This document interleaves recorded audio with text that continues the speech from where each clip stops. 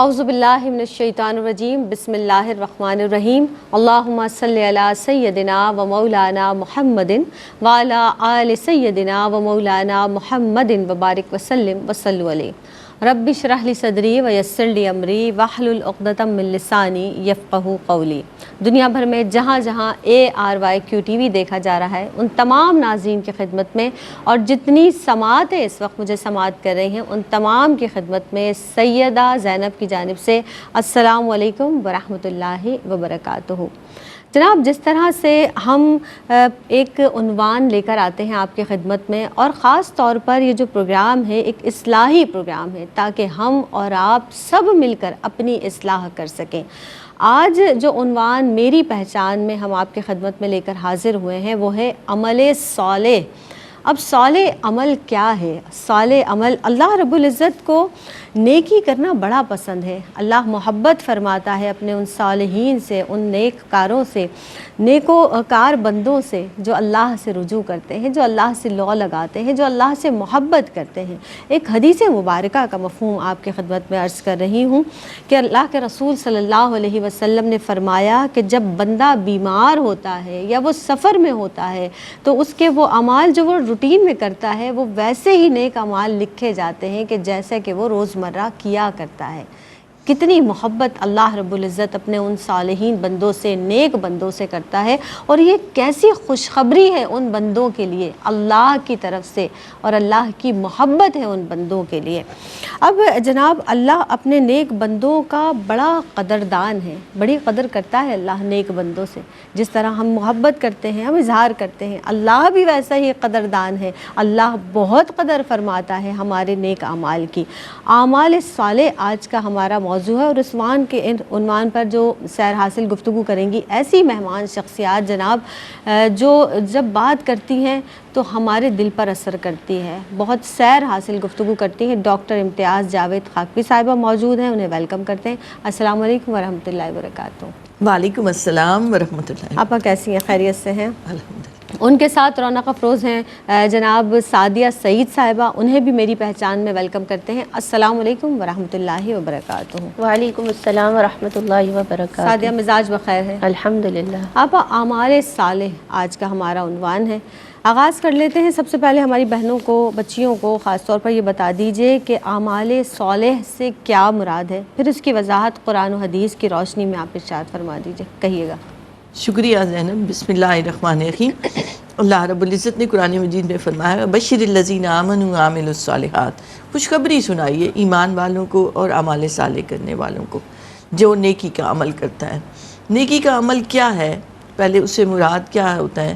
ہر وہ کام جو اللہ اور اللہ کے حبیب کی خوشنودی کے لیے کیا جائے، یعنی نیت، آپ کا خیال، آپ کا ارادہ اس کام کا کرنے کا کیوں ہے؟ تاکہ اللہ راضی ہو جائے، تاکہ اللہ کے حبیب رسول اکرم صلی اللہ علیہ وآلہ وسلم کے لیے باعث خوشی ہو۔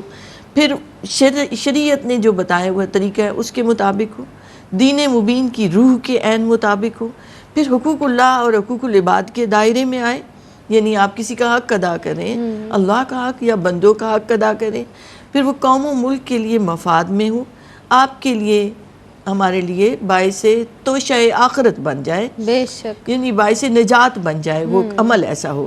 اب قرآن مجید میں بہت ساری نیکیوں کو، خیر کے کاموں کو مختلف نام دیے گئے ہیں جو سارے عمل صالح کہلاتے ہیں۔ جیسے نیکی، بر کا لفظ استعمال ہوا قرآن مجید میں، لیس البر ان تولوا، نیکی صرف یہ نہیں کہ تم چہرے ادھر ادھر پھیرو، بلکہ اس کی وہ آگے وضاحت کی گئی کہ عقیدہ بھی درست رکھنا، پھر اپنے عمل کو بھی درست رکھنا۔ اسی طرح ایک جگہ آتا ہے لن تنالوا البر حتی تنفقوا، کیونکہ مال کو خرچ کرو، نیکی یہ ہے۔ تو ایک نیکی بر کا لفظ استعمال ہوا، اسی طرح خیر کا لفظ استعمال ہوا، فاستبقوا الخیرات، نیکی کے کاموں میں آگے بڑھا کرو۔ پھر حسنہ کا لفظ استعمال ہوا، من جاء بالحسنہ، کہ جو نیک کے کام کے ساتھ آیا تو اس کو اس کا اجر عطا ہوگا۔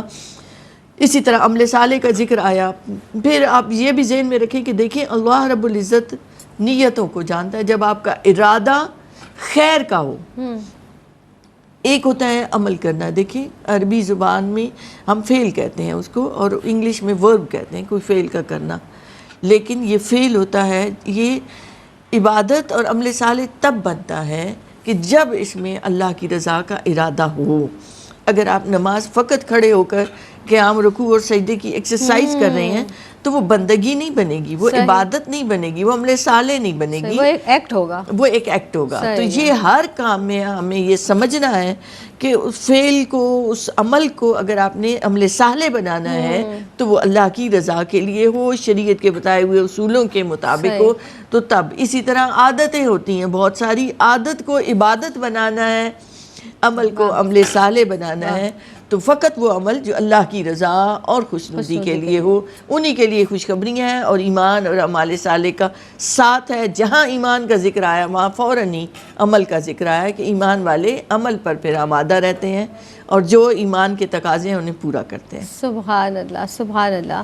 اب جان لیتے ہیں سعدیہ، آپ ہمارے ساتھ موجود ہیں، عمل صالح کی اہمیت، اور قرآن مجید فرقان حمید میں ایک بہت ہی خوبصورت سورہ مبارکہ ہے سورہ عصر، میں چاہوں گی اس کی روشنی میں آپ فرمائیے گا۔ بہت شکریہ۔ اعوذ باللہ من الشیطان الرجیم، بسم اللہ الرحمن الرحیم۔ مولایا صلی وسلم دائما ابدا علی حبیبک خیر الخلق کلہم۔ عمل سے زندگی بنتی ہے، جنت بھی جہنم بھی، یہ خاکی اپنی فطرت میں نہ نوری ہے نہ ناری۔ بے شک آپا نے بہت خوبصورت انداز سے اس کا جس طرح سے آغاز کیا، اور آپ کا سوال کہ سورہ عصر کی روشنی میں، تو دیکھیے اللہ رب العزت نے قرآن پاک میں سورہ عصر میں والعصر کہہ کر زمانے کی قسم کھائی، پھر اس رب نے فرمایا ان الانسان لفی خسر، کہ انسان بے شک خسارے میں ہے۔ اور یہ جو خسارے میں ہے، اس کی اگر ہم آگے جا کے بات کریں تو آگے انسان ہمیشہ خسارے میں ہے، لیکن الا الذین آمنوا، کون لوگ ہیں جو خسارے میں نہیں ہیں؟ وعملوا الصالحات وتواصوا بالحق وتواصوا بالصبر، جو حق کی تلقین کرتے ہیں، جو صبر کی تلقین کرتے ہیں، وہ نہیں ہے خسارے میں، لیکن باقی سب خسارے میں ہیں۔ اب مفسرین کرام اس کو لکھتے ہیں کہ اللہ رب العزت نے زمانے کی قسم کھائی، تو ان الانسان لفی خسر سے مراد ابو جہل ہے کہ وہ ہمیشہ خسارے میں رہا۔ پھر الا الذین آمنوا، آمنوا سے مراد حضرت ابو بکر صدیق رضی اللہ تعالیٰ عنہ کی ذات ہے، وعملوا الصالحات سے مراد حضرت عمر فاروق رضی اللہ تعالیٰ عنہ ہے۔ پھر جو حق کی تلقین کرنے والے اس سے مراد حضرت عثمان غنی ہے، اور صبر سے مراد مولا علی مشکل کشا کی ذات مبارکہ ہے۔ یعنی مفسرین کرام ہمیں بتا رہے ہیں کہ اس کی ایک تفسیر یہ بھی ہے اتنی خوبصورت کہ خسارے میں کون ہے؟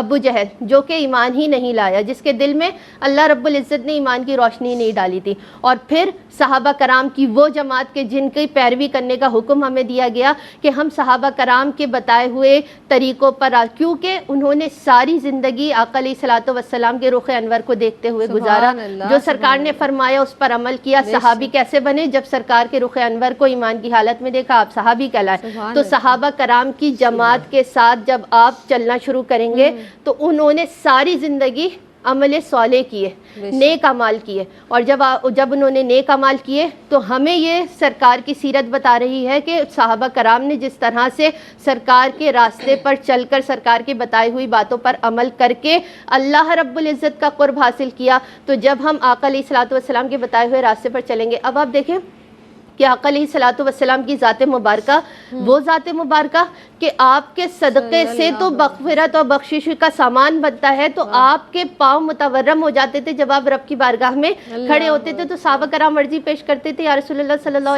علیہ وسلم، آپ کے صدقے سے تو سب مل رہا ہے۔ آقا علیہ الصلوۃ والسلام نے فرمایا میں اپنے رب کا شکر گزار بندہ نہ بنوں؟ ایک طرف عبادتوں کا یہ عالم ہے، اور پھر آقا علیہ الصلوۃ والسلام کا حسن اخلاق، تو صحابہ کرام بھی ہمیں بتاتے ہیں آقا علیہ الصلوۃ والسلام کی بارگاہ میں اگر وہ خاتون آ جائے کہ جس کو لوگ پاگل کہتے ہیں، لیکن سرکار دو عالم صلی اللہ علیہ وسلم سے عرضی پیش کرتے ہیں تو سرکار ان کی بات سننے چلے جاتے ہیں۔ یعنی اخلاق کا یہ عالم، عبادت کا یہ عالم، تو پھر ہم امت محمدیہ صلی اللہ علیہ وسلم میں موجود ہیں۔ آقا علیہ الصلوۃ والسلام کے صدقے میں اس امت میں اللہ رب العزت نے پیدا کیا، تو ہمیں سیرت محمدیہ صلی اللہ علیہ وسلم، صحابہ کرام کے اطوار کو لے کر اپنی زندگیوں میں ساتھ چلنا ہوگا، تبھی ہم کامیابی کی منازل کو طے کر سکتے ہیں۔ اگر ہم یہ کہیں کہ قرآن پر ہم مکمل عمل کرتے ہیں اور سیرت محمدیہ صلی اللہ علیہ وسلم پر عمل نہیں ہے، تو دیکھیے قرآن پاک وہ کتاب ہے جو مکمل ضابطۂ حیات ہے، بے شک، لیکن قرآن پاک میں حکم آئے ہیں۔ بتایا کس نے؟ سرکار دو عالم صلی اللہ علیہ وسلم نے۔ آقا علیہ الصلوۃ والسلام نے فرمایا نماز کا حکم ہے، طریقہ نہیں ہے، صلو کما رأیتمونی اصلی، کہ جیسے میں کرتا ہوں ویسے کرو۔ یعنی آقا علیہ الصلوۃ والسلام نے جیسے روزہ رکھا ویسے رکھو، جیسے حج کیا ویسے کرو، جیسے زکوٰۃ دی ویسے کرو۔ یعنی ہر حکم ہمیں پتہ کہاں سے چلا؟ سرکار دو عالم صلی اللہ علیہ وآلہ وسلم کی سیرت سے، تو آپ کا عمل صالح اسی وقت ہوتا ہے جب آپ کی نیت خالص ہوتی ہے. عمل درست تب ہوتا ہے جب آپ قرآن و حدیث کو ساتھ لے کر چلتے ہیں اور پھر سرکار کے صحابہ کے طرز عمل پر چلتے ہیں. تو اللہ رب العزت آپ کے عمل میں اخلاصیت جب ہوتی ہے تو اس کے منازل کو آسانی کے ساتھ طے کرواتا ہے. اور جب ہم عمل میں اخلاص نہیں رکھتے بلکہ صرف ریاکاری ہمارے عملوں میں ہوتی ہے تو پھر وہ عمل کسی صورت بھی قابل قبول نہیں ہے. اگر کسی عمل میں اخلاص نہ ہو وہ عمل ہو تو وہ بھی قابل قبول نہیں ہے، کسی میں اخلاص ہو اور عمل ہی درست نہ ہو تو وہ بھی قابل قبول نہیں ہے. تو دونوں چیزوں کو ساتھ لے کر چلیں گے تو عمل قابل قبول ہے. اور سرکار دو عالم صلی اللہ علیہ وآلہ وسلم کی سیرت کے ساتھ چلیں گے تبھی انسان کامل انسان کہلائے گا کہ وہ سرکار کی سیرت پر چل رہا ہے. تو امت محمدیہ صلی اللہ علیہ وآلہ وسلم کا فرد ہونے کے لیے ضروری ہے کہ ہم قرآن پاک پر عمل کرتے ہوئے، سرکار کی سیرت پر عمل کرتے ہوئے سارے وہ عمل کریں کہ جس سے لوگوں کے لیے خیر ہی خیر پیدا ہو، ہم لوگوں کے لیے شر کا باعث نہ بنے. قرآن پاک بھی بتا رہا ہے، سرکار کی سیرت بھی ہمیں یہ بتا رہی ہے. سبحان اللہ سبحان اللہ. والعصر کی تفسیر آپ جب پڑھیں گے کئی جہتیں آپ کے ذہن میں سامنے آئیں گی، آپ کے گوشے ذہن کے کھلیں گے اور بڑے دریچے واہ ہوں گے. اور یہ خوبصورت سورہ مبارکہ واقعی اس حوالے سے جس طرح سے ہمیں کچھ چیدہ عنوانات حق بات کی تلقین کرنا بھی یقینی طور پر عمل صالح ہے، اور صبر جو ہماری پوری زندگی پر محیط ہے اسے کر کے دیکھیے، انشاءاللہ تعالیٰ آپ کو فائدہ ہوگا. وقفے پر جا رہے ہیں، حاضر ہوتے. السلام علیکم ورحمۃ اللہ وبرکاتہ. وقفے کے بعد ایک مرتبہ پھر آپ سب کا خیر مقدم ہے. عمل صالح کے حوالے سے گفتگو کی جا رہی ہے. جناب ڈاکٹر صاحبہ ہمارے ساتھ موجود ہیں، سعدیہ سعید بھی تشریف فرما ہے. ڈاکٹر صاحبہ، اللہ کے رسول صلی اللہ علیہ وسلم کا فرمان عالی شان ہے انما الاعمال بالنیات. تو عمل صالح کے حوالے سے جو انسان کی نیت کا عمل دخل فرمائیے گا. شکریہ زینب. دیکھیں یہ حدیث مبارکہ رسول اکرم صلی اللہ علیہ وسلم کا فرمان مبارک بخاری شریف کی یہ سب سے پہلی حدیث مبارکہ ہے جس سے اس کی اہمیت کا پتہ چلتا ہے کہ جس طرح بدن میں روح کی حیثیت ہے. آپ غور کریں، روح چلی جائے تو بدن ایک وہ مٹی کا ڈھیر رہ جاتا ہے جس سے تعفن اور بدبو اٹھتی ہے. تو اعمال میں بھی نیت کا درجہ اسی روح کی مانند ہے. اگر نیت لوجہ اللہ ہو، اگر نیت رسول پاک صلی اللہ علیہ وآلہ وسلم کی خوشنودی ہو تو وہ عمل صالح بن جاتا ہے اور اس میں جان رہتی ہے، وہ آپ کے لیے توشہ آخرت بھی رہتا ہے. اسی حدیث مبارکہ کے شان نزول پر ایک نگاہ ڈالتے ہیں کہ ایک شخص نے نکاح کا پیغام بھیجا ام قیس کو، اور ام قیس نے شرط یہ رکھی کہ نکاح میں تب کروں گی جب آپ ہجرت کرو گے. تو انہوں نے ہجرت کی نکاح کرنے کے لیے. تو جب آپ صلی اللہ علیہ وآلہ وسلم کے سامنے یہ معاملہ پیش ہوا تو آپ نے ایک خطبے میں یہ حدیث مبارکہ یہ قول فرمایا جس کا پہلا حصہ یہ ہے کہ انما الاعمال بالنیات. اسے کلمہ حصار کہتے ہیں، دائرہ لگا دیا کہ بے شک اعمال کا دار و مدار نیت پر ہے. تم جو سوچتے ہو، جو ارادہ کرتے ہو، جس کام کے لیے وہ خیال، وہ ارادہ، وہ فکر جو تمہارے باطن میں پائی جاتی ہے اس کا اعمال پر اثر پڑتا ہے. یعنی اعمال ڈیپینڈ کرتے ہیں کہ تم نے سوچا کیا. تو علماء کہتے ہیں کہ اس حصے پر غور کریں تو عمل کرنے سے پہلے اپنے ارادے کو خالص کریں، نیت کو خالص کریں، اپنی سوچ کو، اپنی فکر کو ادھر دھیان لگائیں. اس کو زبان سے ادا کرنا ضروری نہیں ہے مگر ادا کریں تو اور اچھا ہے. پھر اس کے بعد عمل کے دوران، ادائیگی کے دوران بھی اپنی نیت کو ٹٹولتے رہیں، بار بار کھنگالتے رہیں، اس کو صاف کرتے رہیں کہ یہ خالص کام رہے. اور اخلاص والا خالص کام ہی اللہ کی بارگاہ میں پسندیدہ اور مقبول ہوتا ہے. ظاہراً معروف کام بھی ہے مگر نیت، سوچ اور فکر اور خیال اگر اللہ کی طرف نہیں ہے تو وہ عمل ضائع ہو جاتا ہے. پھر تیسرا ہے عمل کے بعد بھی دل کے احوال کو ٹٹولتے رہنا. تو یہ حدیث مبارکہ کا پہلا حصہ ہے. اس سے اگلا جو حصہ تھا انما لکل امر ما نوی، ہر شخص کے لیے وہی ہے جس کی اس نے ہجرت کی.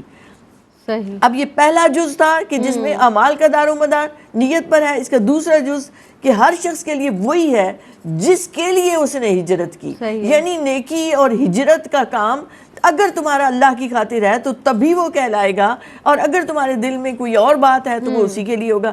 پھر اس کے بعد تیسرا حصہ اس حدیث مبارکہ کا وہ یہ تھا کہ جس نے کسی عورت کے لیے ہجرت کی تو اس کی ہجرت اسی کی خاطر ہوئی، دنیا یا کسی عورت کے لیے، اور جس نے اللہ کی خاطر ہجرت کی تو اس کی اسی طرف ہوئی۔ تو یہاں اس شخص کو پھر جو صحابہ تھے وہ مہاجر ام قیس کے نام سے اس کو پکارتے تھے کہ اس نے چونکہ اس خاتون کے لیے ہجرت کی تو اس کا کام بھی اسی کے لیے ہو گیا۔ دیکھیں ہجرت فتح مکہ کے بعد نہیں رہی ہجرت، کیونکہ وہ دارالسلام بن گیا۔ دارالکفر سے دارالاسلام میں آنا یہ ایک بڑا جہاد جیسا کام ہے، تو اس کو ہجرت قرار دیا گیا کہ اس سے وہ اس دارالاسلام میں داخل ہو گیا۔ اور ایک اور حدیث مبارکہ کا مفہوم یہ ہے کہ وہ اللہ نے جن چیزوں سے منع کیا ہے، منیات سے جو رک جاتا ہے تو یہ بھی ہجرت ہے، وہ بھی مہاجر ہے۔ تو اس کا مطلب یہ ہے کہ وہ ممنوعات جنہیں اسلام نے روکا ہے جن چیزوں سے، آپ اسے معاشرتی زندگی میں بھی لیں، دیگر چیزوں میں بھی لیں، تو وہ ان کے لیے بھی ہجرت کا لفظ استعمال ہوا کہ لا یغتب، غیبت نہ کرو، بدزنی نہ کرو، کسی کی تجسس نہ کرو، کسی کی ٹو میں نہ رہو۔ اب یہ سارے منیات ہیں۔ یا اسی طرح سے منع کیا گیا کہ جھوٹ مت بولو، دھوکہ مت دو، کسی کو نقصان مت پہنچاؤ۔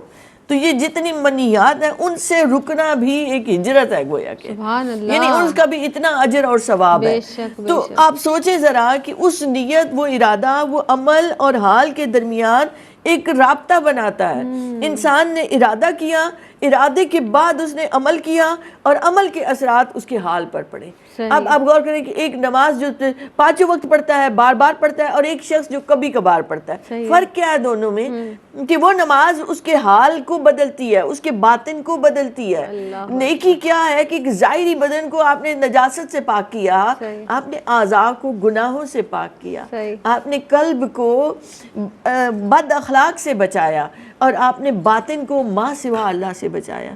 تو کوئی بھی ایک ہی جگہ پہ رک نہ جائے، ابھی منزلیں بڑی ہیں، ابھی منزلیں کڑی ہیں، آگے بڑھنا ہے، آگے بڑھنا ہے۔ تو ان منیات سے رکنا بھی عزت کہلاتا ہے، لیکن یہ سارا ڈیپینڈ کرتا ہے آپ کے اخلاص پر، آپ کی نیت پر، آپ کی یعنی سوچ پر۔ کوئی بھی عمل کرنے سے پہلے آپ اپنی نیت کو ٹٹولیے کہ آپ کا ارادہ، آپ کی نیت در حقیقت اس عمل کے پیچھے ہے کیا، اور اس عمل کے حوالے سے اسی اپنی نیت کے اعتبار سے آپ کو اجر ملے گا یا پھر وہ اجر ضائع ہو جائے گا۔ یہ اللہ رب العزت جانتا ہے، وہ اسی کے فیصلے ہیں۔ سعدیہ آپ یہ ارشاد فرما دیجئے، ایک تو صالحین کی صفات میں آپ سے جاننا چاہوں گی، اور اس کے بعد عمل صالح کے جو انفرادی اور اجتماعی فوائد دونوں کے حوالے سے چیزہ جو آپ فرمانا چاہیں۔ پھر عمل صالح کا دنیا اور آخرت میں دونوں میں، جیسے ابھی اجر کی بات ہوئی نا، کیا فرمائیں گی؟ اجر کیا ہوگا دنیا اور آخرت دونوں میں؟ بسم اللہ الرحمن الرحیم۔ دیکھیے ابھی اعمال کی بات ہو رہی تھی کہ آپ کی جو نیت ہے وہ نیت کا اعمال کا دار و مدار ٹوٹلی نیتوں پر ہے نا، کہ جیسی نیت ہوگی ویسی۔ اور آپا نے بہت خوبصورت انداز سے بتایا۔ اگر ہم صالحین کی صفات کی طرف دیکھیں تو ہمیں پتہ یہ چلتا ہے کہ یہ جو صالحین ہیں، عمل صالح کرنے والے ہیں، ان کی صفات میں جو درجہ بدرجہ چیزیں آتی ہیں اس میں یہ ہے کہ وہ صبر کرنے والے بھی ہیں، وہ شکر ادا کرنے والے بھی ہیں اللہ رب العزت کا۔ اور اللہ رب العزت کا حکم ہے کہ جب تم میرا شکر ادا کرو گے تو میں زیادہ کر دوں، یعنی لئن شکرتم لازیدنکم، کہ میں اسے بڑھا دوں گا۔ کہ وہ شکر کرنے والے بھی ہیں، وہ صبر کرنے والے بھی ہیں، وہ رب پر توکل کرنے والے ہیں۔ توکل ایسی چیز ہے جو ہر حال میں، آپ کسی بھی حال میں ہیں، آپ خوشی میں ہیں، غمی میں ہیں، آزمائش میں ہیں، ہر حال میں رب پر توکل ہے کہ وہی تقدیر کو بدلنے والا ہے، وہی سب فیصلے کرنے والا ہے، اس کی رضا میں راضی ہوتے ہیں تو اللہ رب العزت منازلوں کو طے کروا دیا کرتا ہے۔ تو صالحین وہ لوگ ہیں جو اللہ رب العزت کے ہر حکم پر سربسجود رہتے ہیں کہ اس رب نے حکم دے دیا ہے تو وہ جس حال میں رکھے اس حال میں ہم خوش ہیں، کیونکہ اس میں رب کی رضا ہے، جس حال میں اس نے رکھا ہے۔ کوئی بھی شخص راضی برضا ہوتے ہیں جو صالحین ہوا کرتے ہیں۔ اور صالحین کی صفات میں پھر صالحین وہ ہوتے ہیں کہ دیکھیں قرآن پاک کی آیت مبارکہ کے مفہوم سے ہمیں پتہ چلتا ہے مختلف آیات سے کہ انسان ظالم بھی ہے، انسان ناشکرا بھی ہے، لیکن صالحین کون ہیں؟ جو ناشکری بھی نہیں کرتے اور ظلم بھی نہیں کرتے، کسی کو ستاتے بھی نہیں ہیں، کسی کو پریشان بھی نہیں کرتے، وہ ان چیزوں سے پاک ہو جایا کرتے ہیں کہ وہ شکر کی طرف رہتے ہیں، وہ ناشکری نہیں کرتے، وہ ظلم نہیں کرتے، بلکہ وہ مظلوموں کا ساتھ دیا کرتے ہیں، وہ کسی کو تکلیف نہیں دیا کرتے۔ تو یہ صالحین کی صفات ہیں کہ ہمیں بتائی جا رہی ہیں کہ جب وہ رب کے لیے ہر قدم اٹھاتے ہیں تو پھر وہ رب کے بندوں کے لیے۔ اور دیکھیے عمل صرف نماز، روزہ، حج، زکوٰۃ یہ ساری چیزیں نہیں ہیں، عمل لوگوں کی مطلب حقوق اللہ کے ساتھ ساتھ حقوق العباد کو پورا کرنا ضروری ہے. لوگ یہ سمجھتے ہیں کہ اگر ہم 5 وقت کی نماز پڑھتے ہیں, روزہ رکھتے ہیں, حج کرنے چلے جاتے ہیں, زکوٰۃ ادا کرتے ہیں تو ہمارے کام پورے ہو گئے. نہیں, حقوق العباد آپ کی زندگی میں لازم و ملزوم ہے کہ آپ نے وہ حق ادا کرنے. تو صالحین اس کی طرف بڑھتے ہیں, یعنی وہ اپنے حسن اخلاق سے لوگوں کا دل مول لیا کرتے ہیں کہ ان کے سارے کام کیا کرتے ہیں. پھر اگر ہم انفرادی اور اجتماعی بھی وہ دیکھیں, اگر فوائد دیکھیں کہ عمل صالح کے کیا ہیں, تو دیکھیں انفرادی طور پر ایک شخص ہے اگر وہ عمل صالح کی طرف بڑھتا ہے تو وہ سب سے پہلے رب کا قرب پاتا ہے. کیوں؟ کیونکہ ابھی آپ نے پیچھے بات کی کہ اس کی نیت خالص ہے, رب کی طرف اس نے قدم بڑھایا ہے, تو اس کو قرب الہی نصیب ہوتا ہے. اور جب آپ کی نیت خالص ہوتی ہے تو اللہ رب العزت آپ کے راستوں کو آسان کیا کرتا ہے. ایک شخص نے صحرا میں کھوٹا باندھا, کھوٹا لگایا اور اس نے اپنی سواری کو باندھا, نماز ادا کی. لیکن جب وہ سواری کھول کر جانے لگا تو اسے یہ خیال آیا کہ میں اس کھوٹے کو یہیں بندہ رہنے دیتا ہوں کہ کوئی اور آئے تو وہ اپنی سواری کو یہاں پہ باندھ لے اور وہ اپنا کام کرے. لیکن اگلا شخص آیا تو اس کے ذہن میں یہ بات تھی کہ کہیں کسی کو اس سے تکلیف نہ ہو تو میں اس کو نکال دیتا ہوں. عمل الگ تھے, نیت درست تھی, دونوں کی خالص نیت تھی کہ ایک نے کہا میں تکلیف سے بچا لوں, دوسرے نے کہا میں دوسرے کے لیے آسانی کر دوں. تو نیکی کے جو درجے ہیں وہ 16 سے لے کے 766 یا اس سے بھی زیادہ ہیں. تو اجر دونوں کو ملے گا. نیت دونوں کی الگ الگ تھی لیکن تھی دونوں کی خالص نیت حسن. تو انفرادی طور پر جب ہم اللہ رب العزت کی رضا کے لیے عمل صالح کی طرف بڑھتے ہیں تو انسان اپنی اصلاح کرتا ہے, قرب الہی کو پاتا ہے, قرب الہی کو پاتا ہے, اور دیگر منازل جو ابھی ہم نے صلح کی ڈسکس کی ان کو طے کرتا ہے. اور اگر انفرادی طور پر دیکھیں تو انفرادی طور پر اس کے بہت فوائد ہیں. جب ایک شخص نے اپنی اصلاح کی تو اس نے اپنے گھر والوں کی اصلاح کی, اپنے گھر والوں کی اصلاح کی تو وہ معاشرے میں نکلا, معاشرے میں. اور اگر ہم نارملی بھی دیکھیں تو اللہ رب العزت نے زکوٰۃ دینے کا حکم دیا, سال میں ایک بار زکوٰۃ ادا ہوتی ہے. تو اگر ہم مالی طور سے بھی دیکھیں تو انسان جب اپنا مال نکالتا ہے تو وہ فائدہ کس کو ہو رہا ہوتا ہے؟ لوگوں کو فائدہ ہو رہا ہوتا ہے, جو اللہ رب العزت کی ہی مخلوق ہے اسی کو فائدہ ہو رہا ہوتا ہے. تو انفرادی تو اس پر اثرات ہوتے ہیں جب اس کی نیت خالص ہوتی ہے, اور اسی خالص نیت سے جب وہ ورکنگ کرنا شروع کرتا ہے تو وہ اجتماعی اثرات بھی آتے ہیں, وہ معیشت پر بھی اثرات آتے ہیں, وہ دیگر طریقوں سے بھی اثرات آتے ہیں. تو ہمیں اس کی اہمیت اور ضرورت کو سمجھنا اس لیے ضروری ہے کہ جب ہم عمل صالح خیر کی نیت سے کام کرنا شروع کرتے ہیں اور اپنے اخلاق کو درستگی کی طرف لے آتے ہیں تو پھر جب ہم صرف اپنی اصلاح کر لیتے ہیں نا تو ہمیں خود بخود معاشرہ سدھرا ہوا نظر آتا ہے. ورنہ اگر ہر شخص دوسرے کو کہے کہ یہ غلط ہے تو در حقیقت وہ انسان خود غلط ہے, کیونکہ اس نے اپنی اصلاح نہیں کی. جب وہ اپنی اصلاح کر لے گا تو ہر شخص دوسرے کا آئینہ ہے, اس کو دوسرا کام خود بخود درست نظر آنے لگے گا. تو انفرادی کے ساتھ ساتھ اجتماعی اثرات یہ ہیں کہ ہم اپنے معاشرے کی اصلاح کی طرف اصلاح کرنے کے قابل ہو جاتے ہیں, اور جب نیت خالص ہوتی ہے تو وہ رب ہر قدم پہ ساتھ دیا کرتا ہے. سبحان اللہ. اور معاشرہ کیا ہے؟ ہم اور آپ ہی معاشرہ مل کر بناتے ہیں. اور دوسرا میں یہ بات اکثر سوچا کرتی ہوں کہ جب ہم اللہ سے کی طرف متوجہ ہوتے ہیں تو ایسا ہرگز ہو ہی نہیں سکتا کہ ہم متوجہ ہوں اور وہ رب ہماری طرف متوجہ نہ ہو, ایسا ہرگز نہیں ہوتا. تو اپنی نیتوں کو خالص کیجئے. مزید گفتگو کریں گے اس عنوان کے حوالے سے. وقفے پر جانا ہے, حاضر ہوتے ہیں. السلام علیکم ورحمۃ اللہ وبرکاتہ. وقفے کے بعد ایک مرتبہ پھر آپ سب کا خیر مقدم ہے. عمل صالح کے حوالے سے جناب گفتگو کی جا رہی ہے, اور دنیا اور آخرت کی جو پرسکون زندگی گزارنے کے جو ایک اصول ہے نا, خاص طور پر اگر ہم دیکھیں تو وہ ہے ہی ایمان اور عمل صالح. یعنی ایک اصول ہے کہ آپ ایمان کے ساتھ پھر صالح عمل کریں گے تو وہ قابل قبول ہے, اور اللہ رب العزت کی بارگاہ سے اجر بھی عطا فرمائے گا پر وہ پروردگار عالم. آپ ہمارے ساتھ موجود ہیں. عمل صالح اور ایمان کا ایک تو باہمی ربط ہماری بہنوں کو بتائیے, ہمیں بتائیے, ہمیں رہنمائی فرمائیے. اور کیا ایمان اور عمل صالح سے انسان کے جو پچھلے گناہ ہیں وہ جھڑ جاتے ہیں, معاف ہو جاتے ہیں؟ فرمائیے گا. شکریہ زینب. دیکھیں, ایمان اور عمل صالح کا ذکر آپ کو قرآن مجید میں جا بجا اکٹھے ملے گا. جیسے سورہ عصر میں بھی آیا کہ اِلَّا الَّذِينَ آمَنُوا وَعَمِلُوا الصَّالِحَاتِ. اسی طرح جہاں خوشخبریاں سنائی گئی ہیں جنت کی, وہاں بھی ذکر آیا بَشِّرِ الَّذِينَ آمَنُوا وَعَمِلُوا الصَّالِحَاتِ. ایمان جو ہے وہ نور ہے, ایمان سرمایہ ہے, ایمان متاع حیات ہے. ایمان جب انسان کا مضبوط ہوتا ہے تو اس کا ہر عمل ظاہراً آپ کو اس کی حکمت سمجھ نہیں بھی آ رہی, تو جب وہ ایمان میں مضبوط ہوگا تو اس کا عمل صالح ہوگا.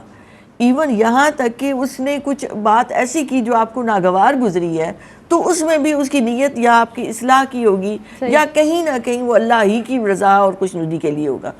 لیکن اگر کسی فرد کا ایمان نہیں ہے، عقیدہ نہیں ہے، اعتقاد درست نہیں ہے، وہ اللہ کے لیے نہیں کر رہا، تو اس کا عمل ظاہراً بڑا خوشنما بھی نظر آ رہا ہے، وہ آپ کو بہت اچھا بھی نظر آ رہا ہے، لیکن کہیں ریا چھپا ہوا ہوگا، کہیں دکھاوا ہوگا، کہیں شہرت کی طلب ہوگی، کہیں اگلے کو اس کی گردن جھکانا مقصود ہوگا، کہیں اس پر احسان جتلانا مقصود ہوگا، کہیں اس سے انتقام لینا مقصود ہوگا. یعنی وہ عمل جو ظاہری بڑا خوشنما بھی نظر آ رہا ہے لیکن پیچھے روح نہیں ہے، اس کے ایمان نہیں ہے، تو وہ عمل صالح نہیں ہو سکتا. صالح عمل کے لیے ضروری ہے کہ وہ کام لوجہ اللہ ہو، یعنی ایمان کے ساتھ ہو. اب ایمان ہی اس کو مزین کر دیتا ہے، اس عمل کو خیر کا عمل بنا دیتا ہے. اور یاد رکھیے خیر کا عمل یا صالح عمل موت و حیات اور زمان و مکان کے دائروں میں مقید نہیں رہتا. اس کی برکات، اس کے ثمرات اتنے وسیع ہو جاتے ہیں کہ آپ کہیں بھی ہیں اس کا اثر آپ پر پڑتا ہے. اور اسی طرح آپ دنیا سے چلے جاتے ہیں، اس عالم سے دوسرے عالم میں منتقل ہوتے ہیں، وہاں بھی وہ عمل خیر، وہ عمل صالح آپ کے ساتھ رہتا ہے، چونکہ اس کے ساتھ ایمان جڑا ہوا ہے. جس طرح کوئی شخص بیج لگاتا ہے اور اس بیج پر پودا نکلتا ہے، پھر درخت بنتا ہے، تو وہ جو بیج ہے وہ ایمان کا بیج ہے. تبھی درخت آئے گا، تبھی پھل آئے گا، تبھی میٹھا اور وہ اچھا پھل آپ کھا سکتے ہیں اگر بیج ہے. تو اگر بیج نہیں ہے تو درخت نہیں بنے گا، پھل نہیں آئے گا جسے آپ کھا نہیں سکتے. پھر قرآن مجید میں دیکھیں سورہ حج میں آتا ہے کہ قربانی کا ذکر آیا تو وہ تمہارے گوشت اور خون نہیں پہنچتے اللہ تک، ولیکن ینالہ تقویٰ، لیکن تقویٰ پہنچتا ہے، دلوں کے حال وہ اللہ بہتر جانتا ہے. یعنی اس سے مراد بھی یہی ہے کہ اگر تمہارا ایمان خالص ہے، اخلاص والے ہو، اور کئی جگہ پہ حکم آیا کہ اللہ تمہیں حکم دیتا ہے کہ اپنے دین کو، اپنے کام کو خالص کر لو، تو یہ خالص کر لینا اللہ کے لیے در حقیقت ایمان اور عمل صالح کی بنیاد بن جاتا ہے کہ انسان کی نیت ہی یہ ہے، سوچ ہی یہ ہے کہ وہ اپنے رب کو راضی کرے. تو اسی وجہ سے وہ اپنا عمل بھی بہتر سے بہتر بنانے کی کوشش کرتا چلا جاتا ہے. یہ دین، یہ اسلام لباس ہے. انسان کا لباس اس کے اخلاق اور کردار سے پتہ چلتا ہے. جیسے اعضاء کو گناہوں سے بچایا اور اس نے اخلاق کے ذریعے وہ معاشرے میں آیا، سامنے آیا، تو یہ اس نے اخلاق اس کے لیے اعمال صالح ہے، کیونکہ بنیاد ان کی ایمان پر ہے. حضور اکرم صلی اللہ علیہ وسلم کی سنتوں پر عمل کرنا ہے. پھر گناہ کے جھڑنے کا آپ نے پوچھا تھا. دیکھیں ایک نماز دوسری نماز تک انسان کے گناہوں کو جھاڑنے کا سبب بن جاتی ہے. ہم سے بہت ساری غلطیاں عمدن سہون ہو جاتی ہیں، ہمیں پتہ بھی نہیں چلتا، نادانستگی میں بھی وہ ہو جاتی ہے. تو یاد رکھیں ایک نماز سے اگلی نماز آپ کے گناہ جھڑتے چلے جاتے ہیں. ایک جمعے سے اگلے جمعے تک آپ اہتمام کرتے ہیں اس جمعے کی نماز کا، سورہ کہف کا، تو اگلے جمعے تک کہ آپ کے گناہ معاف ہو جاتے ہیں جب آپ اگلی جمعے نماز پڑھتے ہیں. اسی طرح رمضان آپ کے گناہوں کو جھاڑ دیتا ہے. تو ہر عمل صالح آپ کے گناہوں کو جھاڑنے کا سبب بنتا ہے. جیسے میرے آقا رسول اکرم صلی اللہ علیہ وسلم نے نہر کی مثال دی کہ کوئی 5 مرتبہ اس میں نہاتا تو میل کچیل کیسے باقی رہ جاتی ہے. تو بالکل اسی طرح اور من جاء بالحسنہ کہ جو نیکی کے ساتھ آیا فلہ عشر امثالہ، اس کو 10 گنا نیکیاں ملتی. جو توبہ کر لیتا ہے سچے دل سے اس کی نیکیاں اس کے گناہ مٹا دیے جاتے ہیں، گناہ جھاڑ دیے جاتے ہیں اور ان کو بدل دیا جاتا ہے نیکیوں کے ساتھ. کیا کریم پروردگار عالم بے شک بے شک وہ رحمان ہے، وہ رحیم ہے، وہ محبت کرنے والا، وہ نوازنے پہ آئے تو نواز دے زمانے. یہ نواز ہی تو رہا ہے، یہ نوازنے کے بہانے ہی تو ہیں اس پاک پروردگار عالم کے. اللہ نے انسان کو بھیجا تاکہ وہ ہمیں آزمائے، اور ہماری آزمائش ہے دنیا میں، ظاہر ہے دے کر بھی آزماتا ہے، لے کر بھی آزماتا ہے. سوال میرا آپ سے سعدیہ یہ ہے، دنیا میں زندگی اور موت کا جو سلسلہ آزمائش کے لیے شروع کیا گیا ہے کہ انسانوں میں کس کا عمل بہتر ہے، کیا فرمائیں گے اس حوالے سے؟ بسم اللہ الرحمن الرحیم. سورہ ملک میں اللہ رب العزت نے ارشاد فرمایا الذی خلق الموت والحیات لیبلوکم ایکم احسن عملا، کہ اللہ رب العزت نے موت و زندگی کو پیدا کیا ہے تاکہ وہ تمہاری جانچ پڑتال کر سکے. اب آپ یہ دیکھیں کہ اللہ رب العزت، ہم موت و زندگی کو مختصراً سمجھے تو موت کیا ہے کہ روح کا جسم سے نکل جانا، حواس کا ختم ہو جانا، یہ موت ہے. اور زندگی کیا ہے، حیات کیا ہے، کہ روح کا جسم میں ہونا اور حواس باقی رہنا. تو یہ حیوانوں اور انسانوں دونوں میں ہے کہ اللہ رب العزت جب حکم دیتا ہے تو موت آ جاتی ہے، اور جسے زندگی دوام بخشنا ہو تو وہ پیدا کر دیا کرتا ہے. تو آپ یہ دیکھیں کہ اللہ رب العزت نے موت و زندگی کو بنایا ہے کس کے لیے، کہ وہ انسان جو یہاں پر رہ کر عمل کرے تو وہ اگر خالص نیت کے ساتھ کر رہا ہے تو وہ کس کے لیے کر رہا ہے، نیت خالص ہے نہیں ہے. حضرت فضیل بن عیاض رحمۃ اللہ علیہ بیان کرتے ہیں کہ اگر کسی کا عمل درست ہو لیکن اس کی نیت خالص نہ ہو تو وہ عمل قبول نہیں ہوتا. اسی طرح نیت خالص ہے، عمل درست نہیں ہے، یعنی شریعت کے مطابق نہیں ہے، تب بھی وہ قابل قبول نہیں ہے. قبول وہ کب ہوگا، جب عمل خالص نیت کے ساتھ شریعت پر عمل کرتے ہوئے اللہ رب العزت کے لیے کیا جائے تو وہ عمل خالص ہے. اور وہ درست کب ہو رہا ہے، جب وہ سنت نبی صلی اللہ علیہ وآلہ وسلم پر عمل کرتے ہوئے آپ اپنی حیات کو گزار رہے ہیں. تو اللہ رب العزت اس جہاں میں رہتے ہوئے دے کر بھی آزماتا ہے، لے کر بھی آزماتا ہے کہ کون سا بندہ میرا کتنا شکر گزار ہے. اور یہ دنیا امتحان گاہ ہے، یہاں پر ہر دم امتحان ہے انسان کے ساتھ، اور وہ پیپر دیے جا رہا ہے، اس کا رزلٹ اسے وہاں آخرت میں ملنا ہے. وہ یہاں پر سارے اپنے کام کر رہا ہے، ساری چیزیں. تو اللہ رب العزت نے کچھ کو دیا ہوا ہے، دے کر آزما رہا ہے کہ وہ اللہ رب العزت کی راہ میں کس طرح سے اس کے دیے ہوئے کو خرچ کر رہے ہیں. اور کچھ سے لے کر آزما رہا ہے کہ اس نے لے لیا ہے، اور وہ پھر دیکھتا ہے کہ وہ میرا بندہ کتنا صبر کرتا ہے، کتنا شکر ادا کرتا ہے، میری رضا میں کتنا راضی ہے. تو اللہ رب العزت لے کر بھی آزماتا ہے اور دے کر بھی آزماتا ہے. تو یہ دنیا امتحان گاہ ہے. الدنیا مزرعۃ الآخرہ، دنیا آخرت کی کھیتی ہے، ہم یہاں پر وہی کاٹیں گے. اور آپ دیکھیں کہ جو ہمیں نظر آ رہا ہے نا، یہ ظاہری ہماری حیات، یہ اصل نہیں ہے، اصل آخرت ہے. یہ حقیقی نہیں ہے. اصل میں حقیقت کیا ہے، وہ آخرت ہے کہ اس جہاں سے چلے جانا ہے. یہاں تو ہم صرف امتحان دینے آئے ہیں، وہاں پہ جا کر پتہ چلے گا کہ کس نے کس نیت کے ساتھ کیسے قدم اٹھایا تو کس کو کیا اجر دیا گیا. وہاں پر اعمال نامہ ہاتھ میں آئے گا، بندہ کہے گا رب یہ میرا نامہ اعمال نہیں ہے. رب فرمائے گا یہ تمہارا ہی نامہ اعمال ہے، میں نے تمہیں دنیا میں دیا نہیں تھا، لیکن تیری نیت تھی، جو دیتا تھا اس کو دیکھ کر تو نیت کرتا تھا رب مجھے بھی دے، میں بھی اس کے بندوں میں تقسیم کروں. نیت خالص تھی، میں نے اپنے پاس سے لکھ لیا. تیرے پاس حج کرنے کے لیے نہیں تھا، تیرے پاس زکوٰۃ دینے کے لیے نہیں تھا، تیرے پاس دیگر کام، لیکن تیری نیت خالص تھی، میں نے لکھا. تو وہ عمل رب کی بارگاہ میں اسی شان سے جا رہا ہے اگر آپ کی نیت رب کے لیے خالص ہے کہ میرا ہر اٹھنے والا قدم میرے رب کے لیے. کسی کی مدد کر رہے ہیں تو وہ رب کا بندہ ہے، رب کے لیے کر رہے ہیں. کسی کو دے رہے ہیں، رب کے لیے دے رہے ہیں. کسی سے رک رہے ہیں تو اس کی رضا کے لیے رک رہے ہیں. تو یہ سارا عمل وہ ہے کہ آپ نے ہر چیز یہیں طے کرنی ہے. انسان کہتا ہے میرا مال، اس کا مال کچھ نہیں ہے. اس کا مال جو اس نے کھا کے ختم کر دیا، صدقہ کر کے آگے کر دیا، کل اس کا اجر ملے گا. تو ہر چیز ہم امتحان دے رہے ہیں، رزلٹ وہاں پر ہے. اور رزلٹ کی فکر وہ لوگ کرتے ہیں جن کی نیت خالص ہوتی ہے کہ رب ہم سے ناراض نہ ہو، اس کی قربت ہی ہمیں ہر دم ملتی رہے. تو ہمیں اپنے اعمال کو درست کرنا ہے یہاں رہ کر کہ اس رب نے یہ زندگی نعمت کے طور پر عطا کی ہے. آنکھ بند ہو گئی تو ساری چیزیں یہیں رہ جائیں گی، کچھ بھی ساتھ نہیں جائے گا. ساتھ آپ کے وہ نیک اعمال جائیں گے جو آپ نے خالص رب کی رضا کے لیے کر دی. آپ انسان کیا چاہتا ہے؟ نجات ہی چاہتا ہے نا، یعنی آزمایا جائے، پھر وہ نجات کے راستے جو اللہ نے بتا بھی دیے ہیں قرآن مجید فرقان حمید میں. آپ میں یہ چاہتی ہوں کہ یہ ارشاد فرما دیجیے کوئکلی کہ قرآن کریم فرقان حمید میں بیان کردہ وہ کون سے اعمال ہیں جن سے اسلام میں نجات کے راستے کا تعین ہو.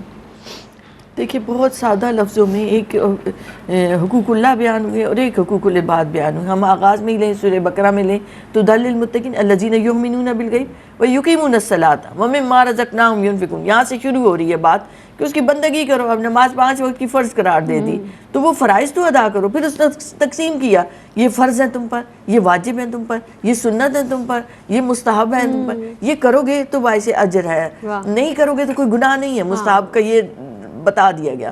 اسی طرح فرض ہیں تو اگر نہیں کرو گے تو سخت گناہ گار ہو، پوچھا جائے گا تم سے، پرسش ہوگی. تو یہ آپ ہر جگہ پر آپ دیکھیں تو حقوق اللہ میں اور حقوق العباد میں دونوں میں بتا دیا گیا. والدین کی خدمت کرنا تم پر فرض ہے، لازم ہے، لیکن اگر تم محلے میں کسی بیوہ کے، کسی یتیم کا خیال کرتے، یہ تم پر مستحب ہے، کرتے ہو تو اس پر اجر اور ثواب ملے گا. تمہاری ذمہ داری بنتی ہے، تم مسلمان ہو، تم اللہ کی رضا کے راستے پر ہو. تو دیکھیں ہر عمل جو اللہ کے لیے کیا جاتا ہے وہ چھوٹے سے چھوٹا بھی ہے تو اسے معمولی مت سمجھے. ہے، اس کو ضرور کریں کہ یہی ذریعہ شاید میرے لیے نجات کا باعث بن جائے، یہی شاید میرے لیے مغفرت کا باعث بن جائے. توبہ کرنا، بار بار اپنے آپ کو ٹٹولتے رہنا، بار بار نیکی کی طرف جانا. لیکن اگر برائی کا عمل ہے تو وہ چھوٹا سا بھی ہے تو اسے بڑا سمجھے اللہ کہ میں اس برائی کے قریب نہ جاؤں، یہ تو بڑا گناہ ہے، بڑا گناہ ہے. تو جب یہ تصور ہوگا، خیال ہوگا، تو برائی سے بچ سکیں گے اور نیکیوں کی طرف اللہ ہمیں گامزن رکھے. بے شک نماز ہے بے حیائی اور برے کاموں سے روکتی ہے، ہر چیز کا بتا دیا گیا، صدقہ رد البلا ہے. یعنی آپا پورا کلام الہی اور سیرت مصطفیٰ صلی اللہ علیہ وسلم ہمارے سامنے ہے رہنمائی کے لیے، اور بس ہمیں عمل کرنے کی دیر ہے. عمل کرنا اب آپ کی آمد کا بہت شکریہ ادا کروں گی، سعدیہ آپ تشریف لائیں، بہت شکریہ ادا کروں گی. بس اللہ رب العزت ہمیں عمل کی توفیق عطا فرمائے. وہ ہم نے درمیان میں بھی کہا نا کہ عمل سے زندگی بنتی ہے، جنت بھی جہنم بھی، اور انما الاعمال بالنیات. تو بس نیتوں کو ٹٹول لیجئے، اللہ کا گھر ہے دل، جو دل میں ہوگا وہ یقینی طور پر وہ جانتا ہے. اللہ تعالیٰ مجھے، آپ کو، ہم سب کو عمل کی توفیق عطا فرمائے. السلام علیکم ورحمۃ اللہ وبرکاتہ.